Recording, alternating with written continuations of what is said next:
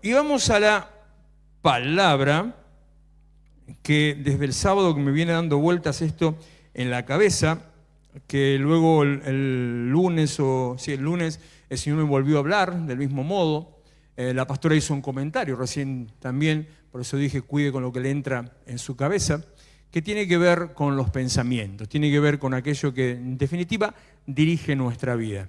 El sábado básicamente, entre otras cosas, decía que tenemos que tomar control de nuestros pensamientos porque nuestros pensamientos son la fuente de nuestra creencia. Nosotros creemos aquello que en un momento pensamos, hablamos después lo que creemos y en definitiva nuestros pensamientos, aquellos que se forman por distintas fuentes de información, nuestros pensamientos son los que terminan dirigiendo nuestro destino, dirigiendo nuestra vida y traen consecuencias alrededor, consecuencias positivas y consecuencias negativas, porque si hablo en forma positiva, en bendición va a ser consecuencia positiva y de bendición, pero si hablo en forma negativa y de maldición, va a ser una consecuencia negativa y de maldición. Y es necesario, dentro de este contexto, de estos parámetros, por eso le dije que el Señor nos está hablando, que nos dejó esa pauta durante el aniversario, este tiempo de madurez, es necesario, es interesante entender que ya es tiempo de madurar.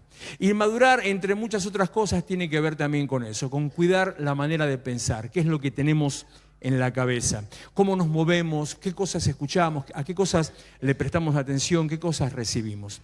Y hace un par de semanas atrás, antes de este sábado, creo que fue el sábado anterior, me parece, o por ahí, no, creo que más todavía, hubo una reunión donde estábamos hablando de metafísica, no sé si se acuerda de esa reunión o de esa palabra, que no sé qué pasó con esa prédica porque llegó a tener repercusiones que yo ni me imaginaba, porque por afuera gente conocida me estaba hablando sobre esa palabra, cómo cambió la visión en algunos casos. Digo, si eso se logró y si eso era lo que tenía que alcanzarse, ya me siento más que satisfecho cuando se cumple el propósito que Dios pone en una palabra, porque la palabra siempre es para cambiar las vidas, para cambiar las mentes, para enviarnos, empujarnos en una dirección y propósito. Y esa palabra de metafísica nos hablaba sobre el poder que Dios le da a la iglesia, un poder que es sobrenatural, que está por encima, más allá de lo natural y de lo físico. Ese poder de transformar, ese poder de crear, ese poder de ser influencia y de cambiar las condiciones, cambiar el ambiente donde estamos. Que a veces no nos damos cuenta que tenemos esa autoridad y ese poder. Y cuando no nos damos cuenta, si usted tiene un arma en su mano y no la sabe usar, de nada sirve tener ese arma y al contrario, lo vienen a atacar, vienen a robar y se va a querer esconderse porque no tiene cómo defenderse o no cree tener cómo defenderse y sin embargo se tenía las armas en su mano. Básicamente de ese es el punto que quiero hablar hoy, de las armas. Y ese día, hablando de metafísica, dije que la primera vez que yo escuché la palabra metafísica o cuando me venía la idea de metafísica, me llevaba a pensar en cuestiones paranormales, ocultistas. Yo lo relacionaba directamente con algo que tenía que ver con alguna práctica ocultista. No sé si alguna vez se involucró, si participó en alguna de esas cosas raras que tienen que ver con el ocultismo, con lo paranormal. Si alguna vez participó de algunas de esas cosas, lo animo a que hable con su líder también para poder pasar por un proceso de liberación, de renunciamiento y liberación, para cortar los lazos que nos mantienen atados a eso que es espiritual pero no proviene de Dios. Es espiritual pero tiene consecuencias negativas en nuestra vida, como lo que le digo sobre los pensamientos. Entre, qué sé yo, la lista de las mancias, la quiromancia, la taromancia, qué sé yo, cualquiera de esas cosas, hay una muy fea que es la necromancia. ¿Sabe qué es la necromancia? Dígame que nadie le escuchó nunca esa palabra, por favor. Gracias. Es una ciencia, ¿cómo le pueden decir ciencia a eso, no? Es una ciencia que predice el futuro a través de los cadáveres. O sea, ¿no? Bueno, hay un montón de esas cosas raras, sumado a eso, no sé, la telequinesis, la parapsicología, todas las cosas que son paranormales, o sea, que van al lado de lo normales. Qué loco, porque a veces nos llama la atención lo que es paranormal, paralelo, al lado, junto a lo normal cuando Dios nos ofrece una vida sobrenatural. No para, sino sobre. Pero capaz que nos parece que es demasiado, nos da un poquito de miedo. Entonces preferimos quedarnos en lo que apenas tiene un cierto contacto con la realidad. Bueno, la metafísica es eso, es aquellas cosas que están por encima, que tienen un ambiente sobrenatural. Y recuerdo en mi juventud, entre algunas de esas cosas que me gustaba investigar, ayer hice una confesión en la clase, que uno estaba, no sé por qué le bendijo tanto una persona que me escribió esta mañana, confesiones del momento de conocer al Señor, y acá va otra. En algún momento, en mi juventud, tenía mucha atracción por lo que era lo paranormal. Tenía casi una fascinación con las cosas paranormales. Después entendí que no era otra cosa más que ese deseo en el interior o esa inclinación en el interior a buscar lo sobrenatural. O sea, a tener un contacto con lo espiritual. Estaba siempre esa cosa adentro, pero bueno, la buscaba por otro lado. Como alguna vez conté que cuando era chico tenía obsesión de ver un marciano. Me quería encontrar con un marciano yo. A toda costa quería ver marcianos. Me despertaba a la madrugada, salía a mirar por la ventana de mi pieza que daba al patio y quería ver si veía un marciano. Que no sea cosa que me perdiera esa oportunidad. O me pasaba horas mirando las estrellas a ver si veía un ovni. O sea, ¿para qué? No sé, pero bueno, lo hacía. Y en mi juventud me puse a estudiar un poquito sobre lo que es el viaje astral, otra cosa estrambólica y rara, y el control mental. ¿Saben qué es el control mental? Piscines que son. Es una práctica o una ciencia o pseudociencia que tiene un poco de científico desde cuando se estudia en la parte neurológica, pero tiene mucho de espiritual y de paranormal. Porque si bien la hipnosis, por ejemplo, tiene una cercanía con el control mental, porque básicamente control mental es, a través de distintas técnicas, empezar a ejercer un dominio o un control sobre la mente de una persona para, acá viene la parte ya de las teorías conspirativas, para dirigirlo, manipularlo y conseguir de esa persona algún tipo de cosas que la persona no haría. Como a veces se ve en algunas películas, con la hipnosis, o como aquellos que quieren dominar el mundo, entonces controlan a alguien, le controlan la cabeza, le controlan el cerebro y así lo manejan. Una cuestión que, repito, tiene un poquito de ciencia, pero tiene mucho de espiritual. Y esa parte espiritual tiene mucho que ver con el mundo espiritual, ese mundo que nos enfrenta todos los días, nos enfrenta permanentemente. Ese mundo espiritual que batalla contra nuestra vida. Porque, digo, ¿se puede controlar la mente? ¿Hay alguna manera de controlar la mente? Sí, espiritualmente la hay. Bueno, químicamente también la hay, eléctricamente también la hay. Pero, ¿qué pasa cuando alguien controla la mente de alguien? Cuando estudiaba eso de viaje astral y control mental, básicamente, no le voy a dar un curso de eso, por supuesto que no, pero básicamente la idea era que uno tenía que, a través de la meditación o cierta manera de meditación, ponerse en blanco. Tener la mente en blanco, y entonces ahí llegabas a distinto estado de X cosa, punto, para lograr alguna otra X cosa. ¿Qué cosa peligrosa que es tener la mente en blanco? La mente en blanco es una situación que se convierte en el taller o el patio de trabajo, el patio de operaciones del enemigo. La mente en blanco es la fábrica de las confusiones y de los conflictos. La mente en blanco es como poner ahí directamente una tierra fértil, una tierra virgen para ser sembrada de cualquier cosa. Y tener la mente en blanco o poner la mente en blanco solamente se logra a través de, repito, o una droga, químico, o algún electroshock o alguna técnica con máquinas donde bloquea el pensamiento, o con una actividad espiritual o con una actividad paranormal. Naturalmente, los tengo todos así. Se piensa que voy a empezar a hacer brujería ahora. No sé. Naturalmente, o sea, el hombre natural, el ser humano en su estado natural, en las condiciones óptimas, normales, o sea, teniendo pleno uso de sus facultades mentales, comportándose en forma normal en la vida, haciendo las cosas habituales, normales de la vida, naturalmente en esas condiciones es muy difícil, o más que difícil, es imposible poner la mente en blanco.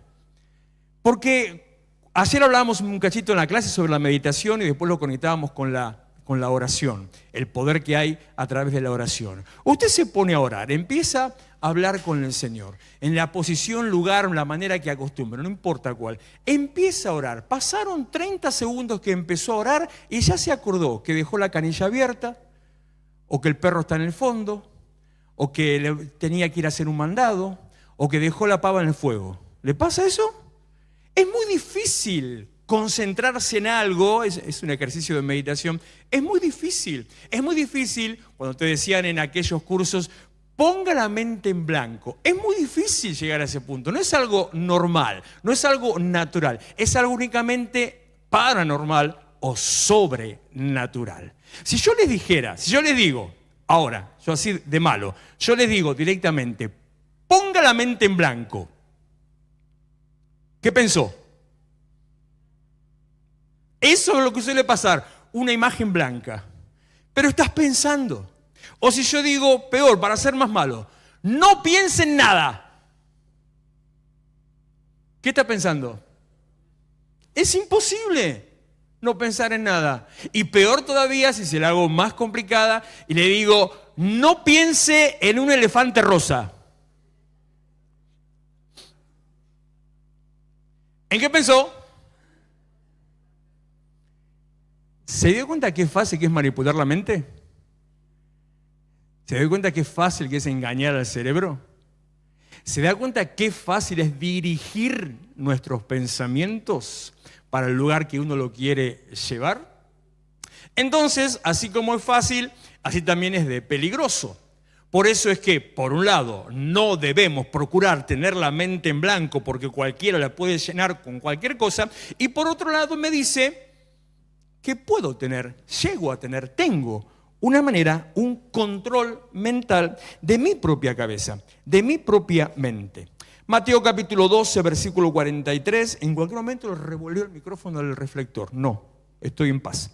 Mateo 12, 43, cuando un espíritu maligno sale de una persona, va por lugares áridos buscando descanso sin encontrarlo. Entonces dice, volveré a mi casa de donde salí. Cuando llega, la encuentra, y escuche esto, preste atención a esta descripción, la encuentra desocupada, barrida y arreglada, como está su casa después de la fiesta de cumpleaños del nene, igual. Desocupada, barrida y arreglada. Luego va y trae a otros 7 espíritus más malvados que él y entran a vivir allí. Así que el estado final de aquella persona resulta ser peor que el inicial. No se puede tener la mente en blanco, no conviene dejar la mente en blanco. Es un peligro dejar la mente en blanco porque te entra cualquier cosa que empieza a tomar dominio, control de tu vida, de tus pensamientos, dominando tus pensamientos, empieza a llevarte para donde quiere y cuando te lleva para donde quiere, puede llegar a ser de tu vida cualquier cosa. En forma natural, como le dije, en el estado natural, no hay manera de tener la mente en blanco, salvo cuando hay un control exterior. Estos días, el lunes creo, el lunes estaba escuchando, gracias a algo que me mandó Juan, lo comenté ayer también en la clase, una entrevista que le hicieron a un como es biólogo molecular, neurólogo molecular, una cosa rara. Lo interesante de esa charla, de esa entrevista, es que este hombre hablaba, entre otras cosas, pero hablaba los mismos conceptos de la prédica del sábado. La diferencia es que él cobra fortuna por eso. Y, hola, acá no pasa nada, ¿no? Él escribe libros que se venden por todo el mundo. Decía, en Corea se vendían los libros de él. Yo digo, acá se vende en la iglesia nomás los libros. Bueno. De acá no sale. Pero entre muchas cosas interesantes que decía al respecto, decía que nuestro cerebro procesa escucha esto, entre 20.000 y 70.000 pensamientos por día. Entre 20.000 y 70.000 pensamientos por día. Esas son las cosas que durante el día, desde que se levanta hasta que se acuesta, cuando está haciendo los mandados, cuando está viajando al trabajo, cuando se está bañando, cuando está escuchando a alguien, está en la cabeza. Tú. El problema que tenemos a veces los hombres es que la mujer lo saca para afuera. Entonces lo dice todo eso junto durante el día. 70.000 cosas que se le ocurren en el día. ¿Cómo se puede lograr tomar control de esas cosas? ¿Cómo se puede frenar, limitar esas cosas? Únicamente, vuelvo a decirle y a repetirle, a través de una manipulación exterior, alguna droga, alguna maquinaria o un tema espiritual. Es imposible tener la mente en blanco. Cuando tenemos la mente en blanco, cuando dejamos que los pensamientos vuelen, se convierte en una tierra de confusión, en una tierra desolada, y se convierte en el patio de operaciones y fábrica de conflictos. Josué 22:10, voy a saltear versículos porque si no es muy larga la historia. Cuando llegaron a Gilgal, a orillas del río Jordán, todavía en territorio cananeo, los rubenitas, los gaditas y la media tribu de Manasés construyeron un enorme altar. Les cuento básicamente para que entiendan de qué se trata, sin ir a la historia bíblica. Después de la época de la conquista de la tierra prometida, 3 de las tribus que formaban Israel decidieron quedarse del otro lado del río y no entrar a la tierra de Israel, lo que hoy es la tierra de Israel, sino quedarse en lo que hoy es el reino de Jordania. 3 de esas provincias, grupos, familias decidieron quedarse del otro lado. Aunque eran todos hermanos, no entraron con los demás. Entonces dice, construyeron un enorme altar. Los demás israelitas se enteraron de que habían construido un altar frente a la tierra de Canaán, a orillas del Jordán, en pleno territorio israelita. Entonces toda la asamblea se reunió con la intención de combatir contra las 2 tribus y media. ¿Me va siguiendo?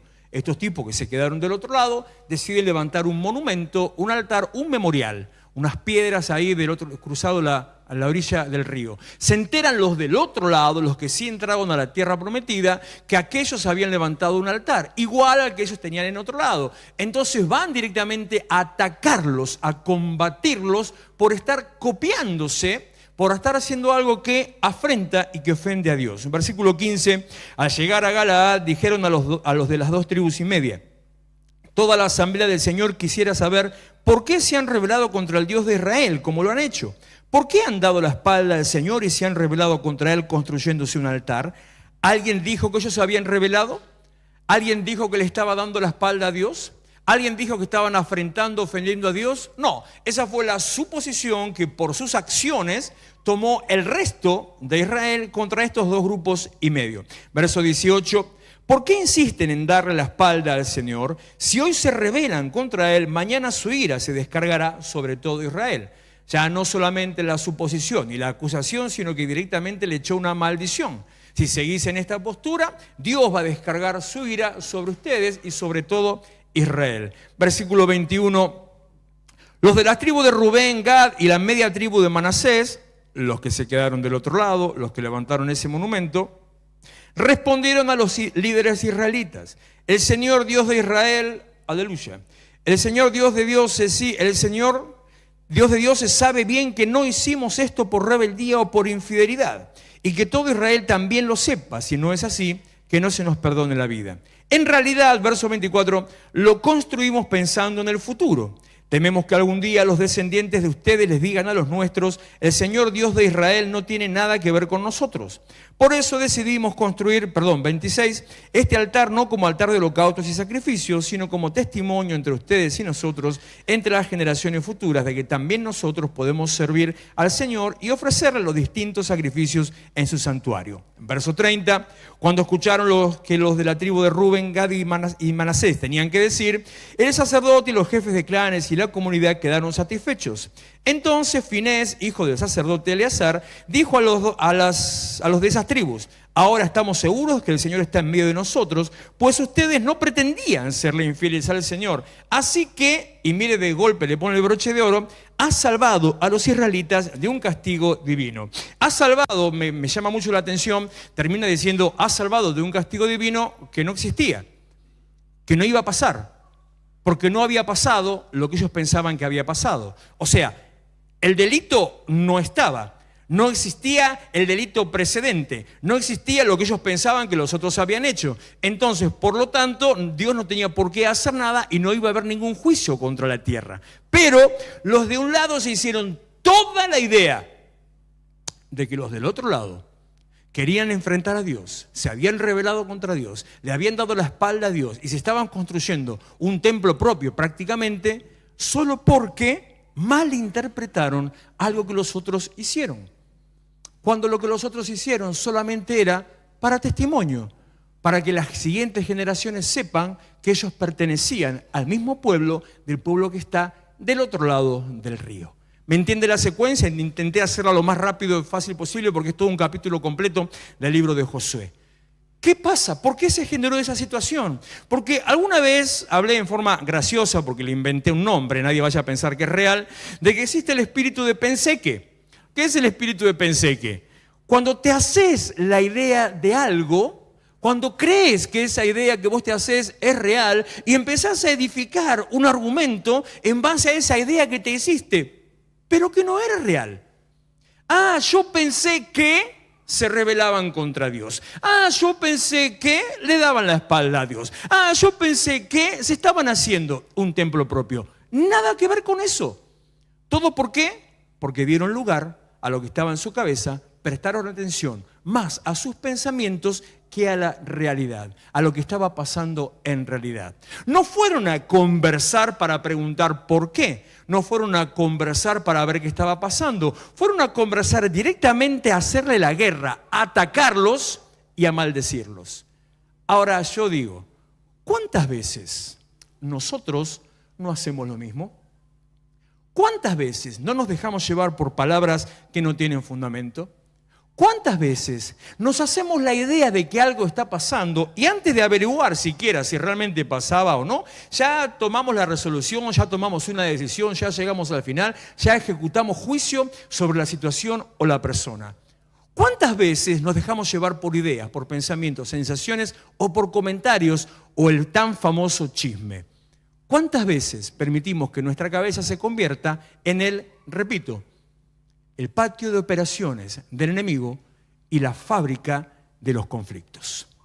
Por eso es necesario, ante esta situación, es necesario ejercer control mental. Es necesario empezar a controlar y a dirigir nuestros pensamientos en la manera que tienen que ser dirigidos. Así como muchas veces hago mención de Filipenses 4:8, que dice, piensen en esto, tenemos que empezar a ejercer un control, una autoridad sobre nuestros pensamientos. Tenemos una batalla por librar y esa batalla está en nuestra mente y es contra nuestros pensamientos. 2 Corintios 10:3, aunque vivimos en el mundo, ¿usted vive en el mundo o vive en Bavia? Aunque vivimos en el mundo, no libramos batallas como lo hace el mundo. Las armas con que luchamos no son del mundo. Este es un tema que hablamos largo y tendido en la serie de armas para la guerra espiritual.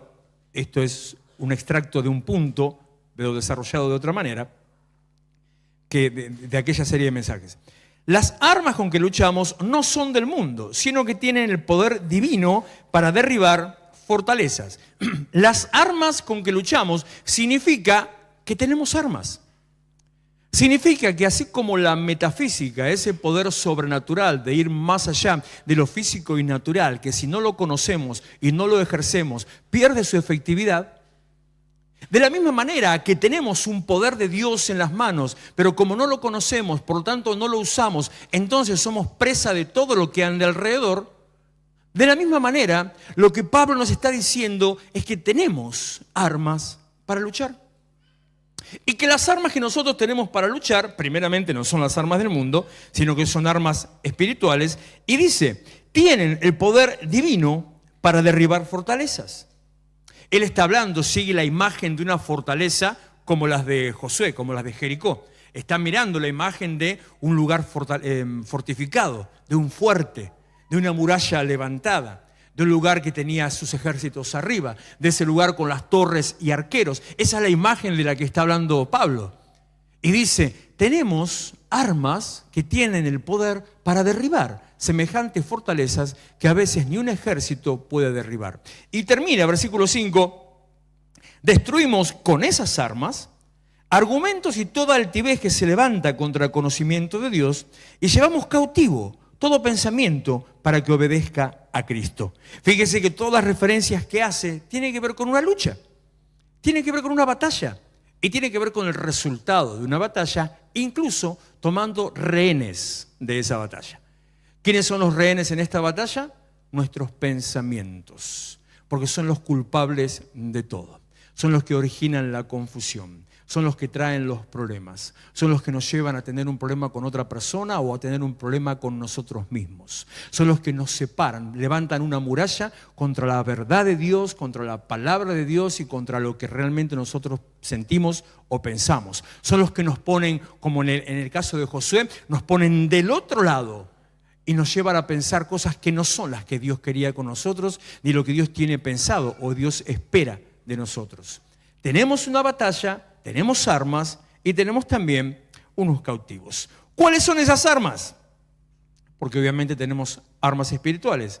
Y antes que le salte el chip evangélico de decir el ayuno y la alabanza, para ese cachito, ninguna de esas dos, o por lo menos no en este caso, porque ninguna de estas dos realmente tiene el poder, pero no pueden ir en contra de esto si no ejercemos las otras armas espirituales.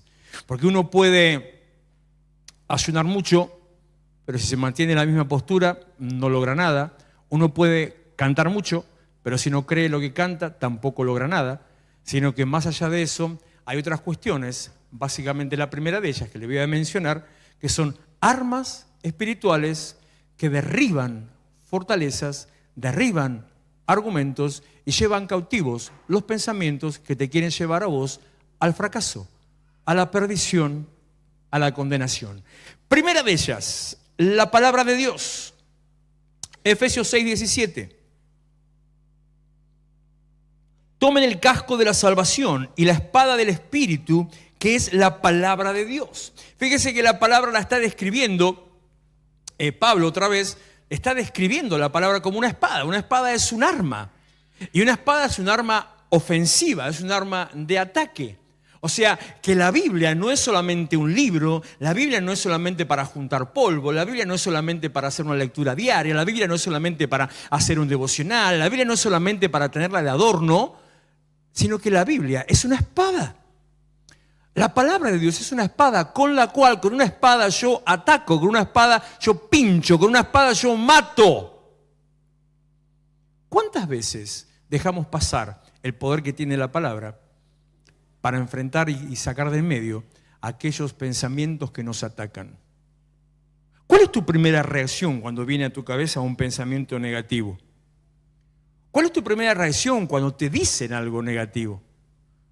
¿Cuál es tu primera reacción cuando la situación que estás viviendo te muestra algo que aparentemente o te lleva a la perdición o no tiene nada que ver con lo que Dios dice de vos? Muchas veces por no saber ejercer y por no conocer la autoridad que tenemos, lo que hacemos es decir, bueno, para el otro sí, para mí no. Muchas veces creer como alguna vez lo pasé yo en mi propia carne, Dios sana, Dios puede sanar y Dios me usa para sanar. Así viví en algún momento, hace como unos 15 años, casi 20 años atrás. Dios sana, Dios puede sanar y Dios me usa como imponiendo manos y orando para sanar. Pero a mí no me va a sanar. ¿Por qué me va a sanar a mí? Y ante la pregunta, ¿por qué me va a sanar a mí? Yo me repreguntaría a mí mismo, ¿y por qué no? Y ahí tenemos otra vez una lucha de pensamientos, de argumentos y de fortalezas. ¿Por qué sí? Porque la palabra lo dice. ¿Por qué no? Porque no lo creo. Entonces la lucha espiritual, la batalla es en nuestra mente y es contra nuestros pensamientos, a dirimir quién tiene más razón, si la palabra de Dios o mis pensamientos, si la palabra de Dios o lo que yo creo. Ahora decía el sábado pasado, ¿de dónde sale lo que yo creo? Lo que yo creo surge de los pensamientos que permito que empiecen a edificar, que empiecen a construirse en mi cabeza. algo que escucho, una idea que escucho de otro lado, una opinión de más allá, o un pensamiento viejo, algo que me dice tal persona, una idea fantasiosa, una fantasía de esas conspirativas, conspiracionales, una cuestión rara de las que se inventan todos los días alrededor. Como le digo, la más nuevita, esta de ayer, antes de ayer. Porque seguro que más de uno lo vio y ya se dividió en dos tandas. Están los que empezaron a decir, wow, tremendo progreso de la humanidad. Y el otro grupo dijo, ya viene el anticristo. Así. ¿Cuántos vieron estos días un video? Bueno, hubo varios, no uno. Un video o varios videos de un androide, un robot blanco y negro que atendía las mesas, servía café, servía comida, conversaba con la gente. ¿Vieron? ¿No vieron? ¿Dónde están ustedes? Gracias. ¿Qué estamos haciendo acá? Sí. ¿Qué es lo que pensó? Tremendo lo que puede llegar a ser la humanidad. ¿A dónde vamos a parar? O pensó, ya viene el diablo, esto literalmente es el anticristo, obra diabólica. Bueno, ese invento de Tesla, la compañía de Elon Musk, es un robot, literalmente, que se llama Optimus Genius 5 no sé cuánto, así se llama el bicharraco ese, pero todo lo que se hizo, toda la puesta en escena, fue todo mentira.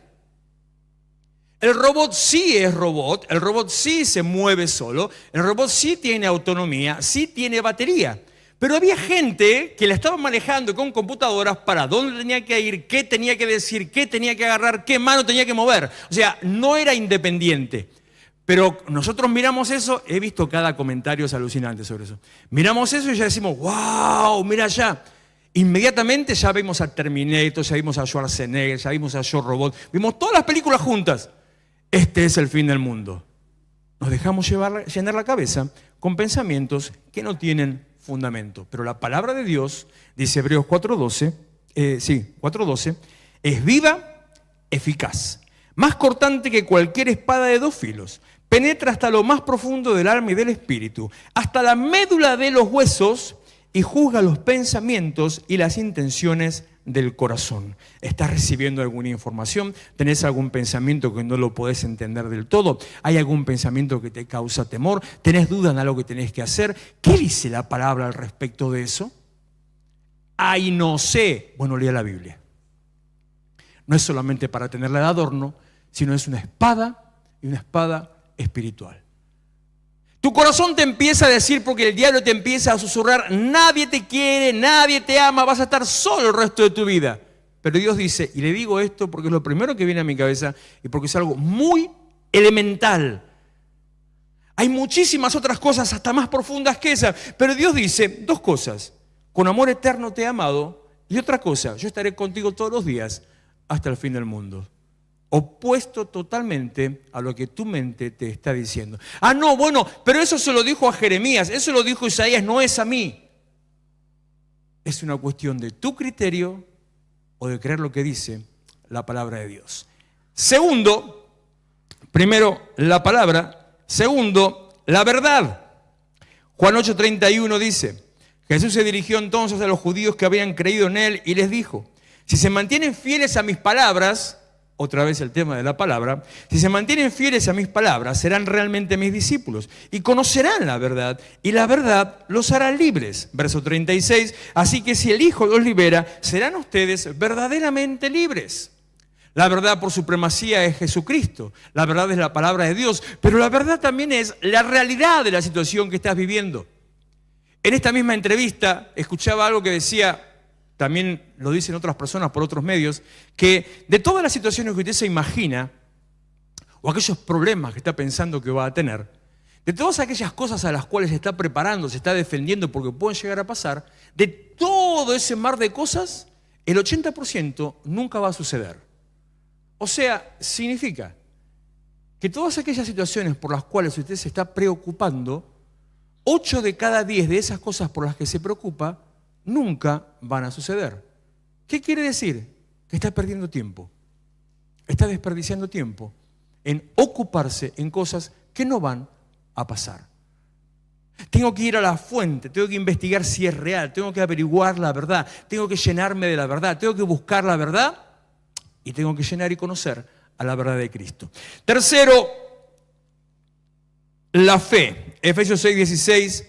Además de todo esto, tomen el escudo de la fe, con el cual pueden apagar todas las flechas encendidas del maligno. Así como le dije recién, bueno, Dios sana, pero a mí no. O como le dije recién, bueno, pero eso fue a Isaías, eso fue a Jeremías y no a mí. La fe. ¿Qué es la fe? Es un arma espiritual que se opone a las mentiras del diablo, a las mentiras del enemigo, porque me mantiene en lo que Dios dice y no en lo que cualquier otra cosa dice. ¿Y pero cómo sé si no lo veo? Bueno, esa es la fe. ¿Pero cómo sé si no lo toco, no lo puedo palpar? Esa es la fe. ¿Pero cómo sé si es real? Es decir, el problema yo lo estoy viendo, pero eso no lo estoy viendo. Esa es la fe. ¿Para qué es usted cristiano si no va a tener fe? Hay un ejercicio muy elemental, muy simple y muy básico que ya se los hice alguna vez. Bueno, la profeta Mirta Legrand dice que el público se renueva, entonces capaz que usted nunca lo escuchó. Esa no sé si profeta o si era compañera de Abraham o Matusalén, una de dos, ¿no? Pero pregunto, ¿tenemos tiempo? Sí, 5 o 10 minutos. ¿Usted cree en Dios? ¿Por qué cree en Dios? ¿Por qué cree en Dios? ¿Por qué cree en Dios? Se reveló. ¿Te pareció, No, te pareció. Tuviste una situación emocional y te pegó tan fuerte que o viste un resplandor y listo, pero está bien, si vos crees eso, está bien, está bien. ¿Por qué cree en Dios?